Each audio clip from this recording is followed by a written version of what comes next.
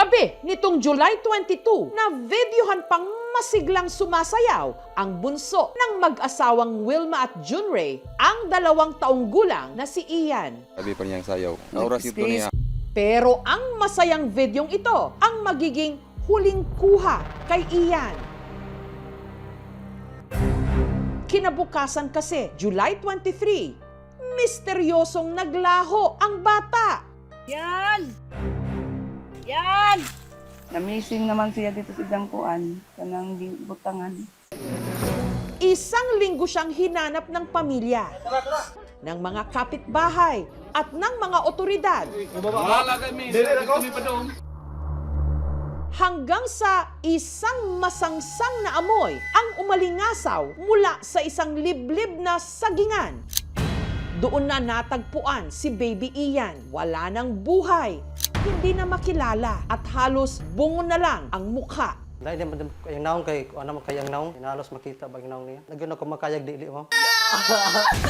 Kumalat noon ang mga haka-haka na si Ian kinuha ng elemento. Pero sa pag-usad ng investigasyon, isang malapit sa bata ang hinihinalang may sala. Hindi mga engkanto, kapre. Siya lang ang gumawa. Sino ang salarin? Si Ian, huling namataan sa kanilang bahay sa Barangay Kamayahan sa Butuan City. Ang kasakasama niya raw noon ang kanyang nanay Wilma. Ako sa mga nataran, uban na ako si Ian, nagnilhig, niya pagtugtog sa kukumilon, ng saka niyang bata dito sa mong balay. Pero nang silipin niya raw ang kanyang anak, nagulat na lang si Wilma na wala na ito. Biglang dumating dito si Wilma, nagtanong, sabi niya, Day, andyan ba si Ian? Sabi ko, wala. Kami na duha nangita, nabalaka naman ni. Nang nalaman naman ang mister ni Wilma na si Junray ang nangyari, agad siyang umuwi para tumulong sa paghahanap. Buong araw hanggang alas 11 ng gabi. Nagsagol na hunahuna, unsay buhaton na asa na siya pangitao na. Kinabukasan, July 24, inireport na nila ang insidente sa pulis. Nang mga oras na yon, hindi pa rin nila nahahanap si Ian. Tos abidulirom. Sa pag-asang matunton nila ito, lumapit na ang mag-asawa sa albularyo. Nabasa sa balay, tabiyuga. Nagduduwa na ba sa palibot, tabiyuga. Hindi ko ako Ian sa engkanto kapre. Ulba kay himuon na gani kuno prinsipe si Ian. Muto umi kay ug di ko no kamuto, di malagi ko na iuli. Hanggang nitong July 29, isang linggo mula nung nawala si Ian, nabalitaan na lang nila na sa isang sagingan sa Barangay Kamayahan, may natagpuang bangkay ng isang bata. Ang nakadiskubre sa bangkay, si Jerome. Sugo ko sa akong papa na pasubida sa bukid kay manghimusok ko sa saging. Pagkapot ako sa ubos, mamagay ako na simot nga baho, magay ako nakitaan, bata mangyud. Ang bangkay naaagnas na. Ang ulo nito, halos bungo na lang daw ang natira. Dahil naman kayang naong kay ano mo kayang naong, hinalos makita ba yung naong niya.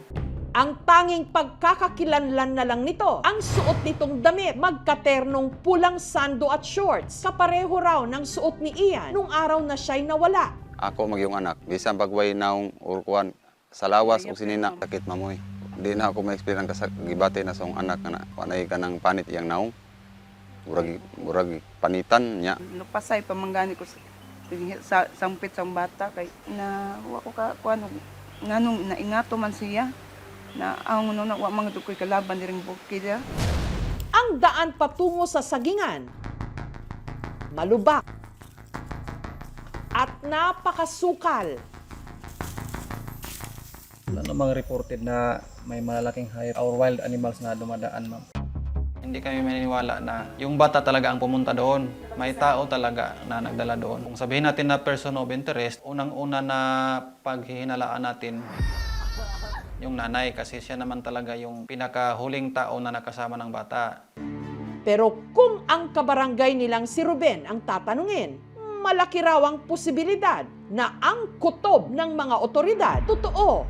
Umaga nitong July 23, ilang oras bago napabalitang nawawala si Ian, may nakita raw na post si Ruben. Pumunta ako sa seminar dito sa Balanghay. Yung katabi ko, nagpakita siya ng bata na napuos sa nanay na nakahiga sa sahig. Nakita ko may dugo sa tainga, may crack sa ulo. Ang napansin ko sa picture, ma'am, patay ng bata. At ang nag-post ng larawan, ang inaraw ng bata na positibo niyang kinilalang si Wilma. Habang ang bata naman daw, walang iba kundi si Ian. Ito ang bukol ng bata, ma'am, sa noo. Yung dugo sa tainga, ma'am. Nang nabalitaan daw niyang nawawala na nga si Ian, agad siyang nagpunta sa bahay ni na Wilma. Nagtanong ako sa nanay, totoo ba nawala yung bata? Sa totoo. At doon, meron ulit siyang napansin. May mga kandila, nakatayo, nakasindi. May kwarto rin daw sa bahay ni na Wilma na ayaw niyang papasukin ng mga bisita. Nagsabi sila, huwag na kayong pumasok dito dahil nangangamoy na ang baho. Siguro, nagkaawayan sila. Ang bata hindi nila sinasadya. Si Wilma madalas daw nakikita sa kanilang lugar na umiinom ng alak. Siguro lasing gira. Adik ng alak. 2025, nagsamahan kami. Nagkaawayan sila sa kapitbahay ko habang umiinom sila. Hindi ibang tao gumawa, hindi mga anong hayop, hindi mga engkanto kapre, kundi sila lang ang gumawa. Handa-handa ako humarap. Handa ako magpakulong. Ang mga paratang ni Ruben, mariing pinabulaanan ni Wilma. Tuo anak, mingana na siya diha, nagmarites ra na sa mga body, nagpabilib ra na siya. Itinanggi rin nilang may kwarto sa kanilang bahay na ipinagbabawal nilang pasukin. Gisudlan na nagkuan. Na nakabidyo man gud to ma'am pagkuan nila sir, nakabidyo kay daghan ba yung mga vlogger. May nais din daw silang linawin. Ang mabaho raw sa kanilang bahay, hindi bangkay, kundi ang umaalingasaw di umano na poso negro. Ang Sa siptitang puli. sa among baboy, ana-ana sa mga tao. Mao nang manimaho jud. Unya katong kanila nga giingon nila nga mo to kuan kay naa ang bata diha sa sulod. Sa ritual to sa tambalon. Inamin naman ni Wilma, may ipinost nga siyang litrato ni Ian bago ito nawala. Pero giit niya, hindi raw patay ang kanyang anak ng mga sandaling yon. Diyos ko Lord. Tulog yung bata tapos kiss Pero na dugay din. na na. May bukol ana. Buhok manggod na oh. Tanawan ninyo. May bukol ana. Itong nanghigda mi April 16, 2025, alas 5:36 AM. Hindi ako pumatay sa anak ko. Yun ang totoo. Saksi ang Ginoo. Wa ako'y buhat na dautan. Nung na-interview namin yung kapatid ng bata, hindi naman daw manakit yung nanay pag magalit. Hinihintay raw nila ngayon ang resulta ng isinagawang autopsy sa labi ni Ian. Dahil sa mga nangyari, hindi pa rin daw lubusang makapagluksa ang pamilya. Pero ang tanging magagawa na lang nila ngayon, sariwain ang mga alaala ng kanilang bunso. Ipahimuan pa gani na si Jack Jersey, ma'am. Wa na niya masuot. Ang number 6 na gani siya. Na diha gihatod. Wa na, di na niya masuot kay nag-una naman siya. Maglambing. Diya, mukis ni mo. Maraming taon tayo mong kalipay.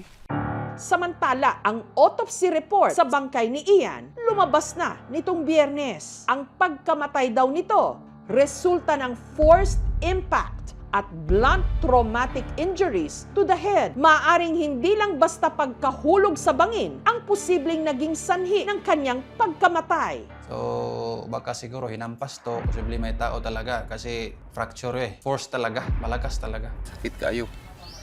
Ganyan ang among anak mo magitaw sa Dapat giuli na lang unta to niya. Kung naman ganit sila kasuko ka, sa amo ra kanunta to. Hindi inaasahan sa lahat ng kaso na sa loob lamang ng 6 na araw ay tuluyan ng mawawala ang laman sa muka at makikita na ang bungo. Maraming possible na dahilan. Kung may sugat or trauma sa isang parte ng katawan, mas mabilis ang decomposition sa area na yon. Iba't ibang uri ng kaso ang pwedeng isampa doon sa gumawa sa bata. Pwedeng parricide kung ang gumawa nito ay ang kanyang nanay, tatay, ascendants or descendants. Pwedeng murder kung may evident premeditation. Nitong Huwebes, inihatid na si Ian sa kanyang huling hantungan.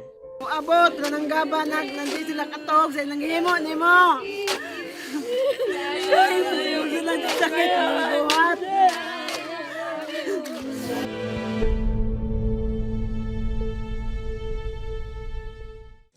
Hala, hindi kaayo. Sa pagkamatay ni Ian, maraming hinala ang lumutang. Pero ang hinala, gaano man kalakas, hindi katumbas ng katotohanan. Sa gitna ng nagbabanggaang mga salaysay, tanging ebidensya at masusing investigasyon ang dapat magturo kung sino ang may sala upang hindi tuluyang mailibing kasama ni Ian ang katarungan para sa kanya.